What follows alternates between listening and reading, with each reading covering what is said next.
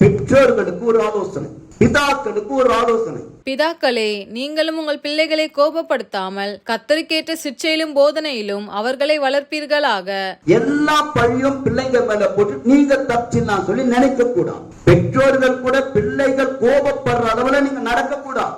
பெற்றோர்கள் நீங்கள் ஒருவருக்கொருவர் சமாதானத்தோடு, சந்தோஷத்தோடு, அன்போடு, நீங்கள் ஒருவருக்கொருவர் கீழ்ப்படுத்தலோடு கூட, நல்ல ஜபஜீவியத்தோடு கூட, தெய்வ பயத்தோடு கூட, தேவ பக்தியோடு கூட நீங்கள் ஜீவிப்பீர்கள் என்று சொல்லி சொன்னால், அதை பார்க்கிறவுடைய பிள்ளைகள் நிச்சயம் ஒரு நாள் இல்லைனாலும் ஒரு நாள் உங்களை ஃபாலோ பண்ணி உங்களை போல மாறிடுவான்.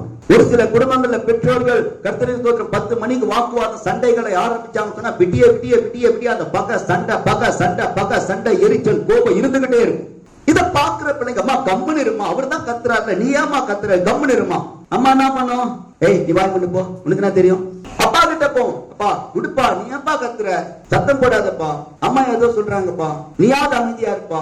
இவர் அமைதி இல்ல, இந்த அம்மா அமைதியா இல்ல, சண்டை முட்டிக்கிட்டே இருக்கும், கோவப்பட்டுக்கிட்டே இருக்கும். தடுக்க போற பிள்ளைங்களும் அவங்களுக்கு என்ன இருக்கு, கொஞ்சம் கொஞ்சமா கோபம் ஏறிக்கிட்டே இருக்கு. கோபம் ஏறிக்கிட்டே இருக்கு. அம்மாவை அடிக்க முடியாது. வீட்டுல இருக்கிற பீரோ கண்ணாடியை போய் ஒரே குத்திருப்பான்.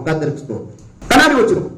இல்லன்னா அங்க என்ன இருக்குதோ அதை அப்படியே தூக்கி போட்டோ, இல்ல எட்டி புதைச்சிட்டோ, இல்ல கதவை எட்டி உடைச்சோ அப்படி நேரா போயிட்டே இருப்பான் வெளியில. அப்பதான் ஒரு சில குடும்பங்கள் சைலண்டா. ஏன் நடக்குது?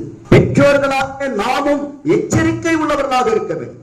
பெற்றோர்களாகிய நாமும் நம்முடைய பிள்ளைகள் திடனற்று போகாதபடிக்கு, நம்முடைய பிள்ளைகள் கோபப்படுகிற அளவிலே நாமும் நடக்கக்கூடாது. இந்த மாதிரியான புத்திமதிகள் எந்த புத்தகத்திலையும் கிடைக்காது, யாரும் சொல்ல முடியாது. நம் தேவ ஆவியானவர் தான் நமக்கு கற்றுக் கொடுக்கிறார்.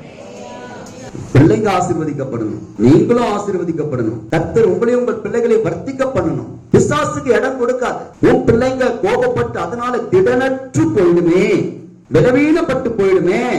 உன் பிள்ளைங்க தேவனை மறுதலிச்சிருவாங்களே, உன் பிள்ளைகளுடைய ஆவிக்குரிய ஜீவியம் சீர்குலைந்து போகுமே, பிள்ளைகளின் எதிர்கால வாழ்க்கை கெடுக்கப்படுமே, உன் பிள்ளைகள் அப்படியே துன்மார்க்கமாய் போகக்கூடிய ஒரு ஏதுவா இருக்குமே.